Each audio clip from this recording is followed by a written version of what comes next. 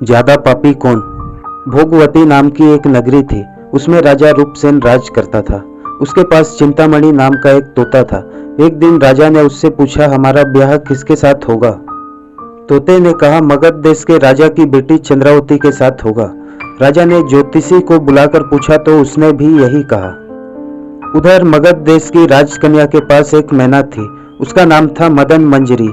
एक दिन राजकन्या ने उससे पूछा कि मेरा विवाह किसके साथ होगा, तो उसने कह दिया कि भोगवती नगर के राजा रूपसेन के साथ। इसके बाद दोनों का विवाह हो गया। रानी के साथ उसकी मैना भी आ गई। राजा रानी ने तोता मैना का विवाह करके उन्हें एक पिंजड़े में रख दिया। एक दिन की बात है कि तोता मैना में बहस हो गई। मैना ने कहा, आदमी बड़ा पापी, दगाबाज और अधर्मी होता है। तोते ने कहा, स्त्री झूठी, लालची और हत्यारी होती है।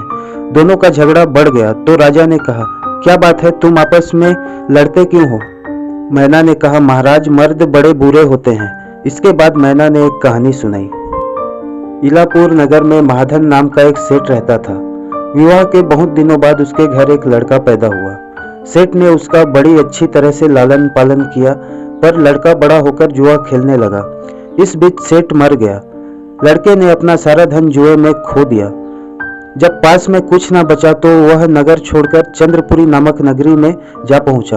वहां हेमगुप्त नाम का साहूकार रहता था। उसके पास जाकर उसने अपने पिता का परिचय दिया और कहा कि मैं जहाज लेकर सौदागरी करने गया था।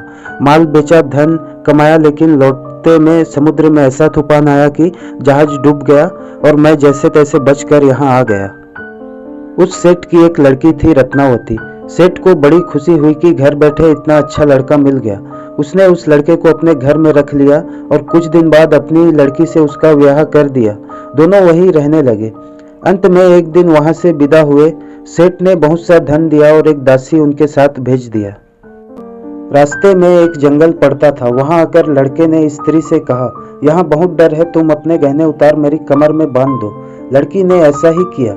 इसके बाद लड़के ने कहारों को धन देकर डोले वापस करा दिए और दासी को मारकर कुएं में डाल दिया। फिर स्त्री को भी कुएं में पटक कर आगे बढ़ गया। स्त्री रोने लगी। एक मुसाफिर उधर जा रहा था। जंगल में रोने की आवाज सुनकर वह वहां आया। उसे कुएं से निकालकर उससे घर पहुंचा दिया। स्त्री ने घर जाकर माँ बाप से कह दिया कि रास्ते में चोरों ने हमारे गहने छीन लिए और दासी को मारकर मुझे कुएं में ढकेल कर भाग गए। बाप ने उसे ढाढ़स बंधाया और कहा कि तू चिंता मत कर, तेरा स्वामी जीवित होगा और किसी दिन आएगा। उधर वह लड़का जेवर लेकर शहर पहुंचा। उसे तो जुए की लत लगी थी। वह सारे गहने जुए में हार गया। उसकी बुरी हालत हुई तो वह यह बहाना बनाकर कि उसके लड़का हुआ है, फिर से अपने ससुराल चला गया। वहां पहुंचते ही सबसे पहले उसकी स्त्री मिली। वह बड़ी खुश हुई। उसने पति से कहा, आप कोई चिंता ना करें, मैंने यहाँ आकर दूसरी ही बात कही है। जो कहा था वह उसने बता दिया। सेठ अपने जमाई से मिलकर बड़े प्रसन्न हुए और उन्होंने उसे बड़ी अच्छी तरह से घर में रखा। कुछ दिन बाद एक रोज जब वह लड़की गहने पहने सो रही थी, उसने चुपचाप छुरी से उसे मार डाला और उसके गहने लेकर चंपत हो गया। मैना बोली, महाराज, यह सब मैंने अपनी आंखों से देखा है। ऐसा पापी होता है आदमी। राजा ने तोते से कहा, अब तुम बताओ, स्त्री क्यों बुरी होती है। इस पर तोते ने यह कहानी सुनाई। कंचनपुर में सागर दत्त नाम का एक सेठ रहता था। उसके श्रीदत्त नाम का एक लड़का था। वहां से कुछ दूर पर एक और नगर था, श्री विजयपुर। उसमें सोमदत्त नाम का सेठ रहता था। उसके एक लड़की थी, वह श्रीदत्त को ब्याही थी। ब्याह के बाद श्रीदत्त व्यापार करने परदेश चला गया। 12 बरस हो गए और वह न आया तो जयश्री व्याकुल होने लगी। एक दिन वह अपने अटारी पर खड़ी थी कि एक आदमी उसे दिखाई दिया। उसे देखते ही वह उस पर मोहित हो गई। उसने उसे अपनी सखी के घर बुलवा लिया। रात होते ही वह उस सखी के घर चली जाती और रात भर वहां रहकर दिन निकलने से पहले ही लौट आती। इसी तरह बहुत दिन बीत गए। इस बीच एक दिन उसका पति परदेश से लौट आया। स्त्री बड़ी दुखी हुई। अब क्या करे। पति थका हारा था। जल्दी ही उसकी आंख लग गई और स्त्री उठकर अपने दोस्त के पास चल दी। रास्ते में एक चोर खड़ा था। वह देखने लगा कि स्त्री कहाँ जाती है। धीरे धीरे वह सहेली के मकान पर पहुंची। चोर भी पीछे पीछे गया। संयोग से उस आदमी को सांप ने काट लिया था और वह मरा पड़ा था। स्त्री ने समझा सो रहा है। वहीं आंगन में पीपल का एक पेड़ था जिस पर पिशाच बैठा यह लीला देख रहा था। उसने उस आदमी के शरीर में प्रवेश करके उस स्त्री की नाक काट ली और फिर उस आदमी के देह से निकलकर पेड़ पर जा बैठा। स्त्री रोती हुई अपनी सहेली के पास गई। सहेली ने कहा कि तुम अपने पति के पास जाओ और वहां बैठकर रोने लगो।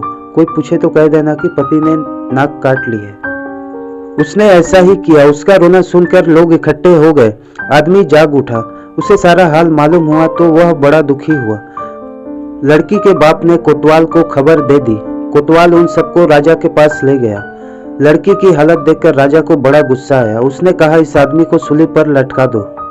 वह चोर वहां खड़ा था। जब उसने देखा कि एक बेकसूर आदमी को सूली पर लटकाया जा रहा है तो उसने राजा के सामने जाकर सब हाल सच सच बता दिया। बोला, अगर मेरी बात का विश्वास न हो तो जाकर देख लीजिए, उस आदमी के मुंह में स्त्री की नाक है। राजा ने दिखवाया तो बात सच निकली।